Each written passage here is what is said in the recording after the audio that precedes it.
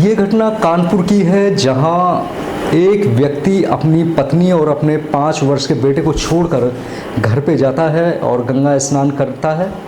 जब वो गंगा स्नान करने जाता है उसी वक्त उसकी पत्नी पड़ोसी के साथ फरार हो जाती है। व्यक्ति घर आकर देखता है तो उसका घर में जो कैश था वो गायब था, जो आभूषण थे वो गायब थे। अब उसको शक होता है। शक होने के बाद वो नज़दीकी थाना अधिकारी के पास जाकर तहरीर देता है। वास्तव में 2019 में कानपुर के इस व्यक्ति की शादी हुई थी। शादी के बाद से ही उसे कंटिन्यू अपनी पत्नी पर इस बात का शक था कि उसका अफेयर उसके पड़ोसी के साथ में हो रहा है। और ये बात उस समय सच साबित हो गई जब किसी कार्य से वो गंगा स्नान करने गया और पत्नी उसके पीठ पीछे वहाँ से फरार हो गई। समझ नहीं आता कि आज शादी करने का उद्देश्य क्या रह गया है। पति पत्नी को मौत के घाट उतार रहा है, पत्नी पति को मौत के घाट उतार रही है, बीच में कोई तीसरा एक्स्ट्रा अफेयर पैदा कर रहा है।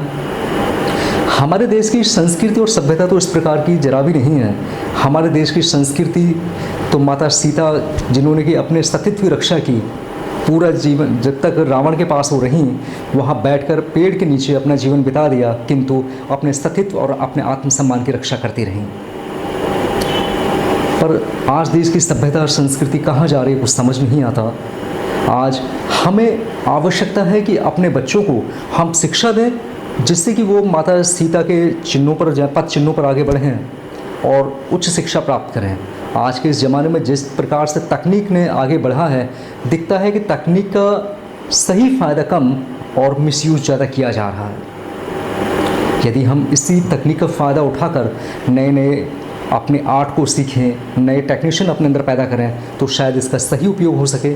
किंतु आज जिस प्रकार से व्यक्ति हर घर घर में फ़ोन का प्रयोग कर रहे हैं और उसको सही रूप में कम और रॉन्ग रूप में ज़्यादा यूज कर रहे हैं, उससे तो दिखता है कि जो देश की सभ्यता और संस्कृति जिस दिशा में जा रही है, उससे तो हम पूरी तरह पाश्चात्य संस्कृति को अपना पाएंगे। हमारा देश वो देश है जहाँ स्त्री को देवी का रूप दिया जाता है, किंतु अब समझ नहीं आता वही देवी जब शादी करके उसको भेजा जाता है, जो अपने पति को परमेश्वर मानती थी, उस परमेश्वर से कैसे ही कुछ दिन में उसका मोह भंग हो जाता है और पूर्णतः उसको मार देती है। ये हिम्मत आती कहाँ से है? आज आवश्यकता है कि माता पिता बच्चों को उच्च संस्कार दें, उन्हें सिखाएं, अपनी संस्कृति से रूबरू कराएं। आज की इन मॉडर्निटी से बचाकर उनको देश की सभ्यता और संस्कृति में उतारें, जिससे कि उनका वैवाहिक जीवन और दूसरा परिवार जहां वो जाती हैं पूर्णतः सुख में व्यतीत हो सके। अभी कुछ समय पूर्व साध्वी प्राची ने भी इस पर बड़ा बयान दिया था और उन्होंने भी यही कहा था कि हमारे देश की सभ्यता और संस्कृति को अपनाने की बेहद आवश्यकता है। ये फूड ऐप्स, इंस्टाग्राम या इत्यादि जो भी हैं, इन पर मॉडर्निटी के नाम पर अपना प्रचार प्रसार करना बंद करें और देश की सभ्यता संस्कृति को अपनाएं, उसे पढ़ें, उसे समझें। हमारे देश की सभ्यता से और संस्कृति से बढ़कर पूरे विश्व में कुछ नहीं है।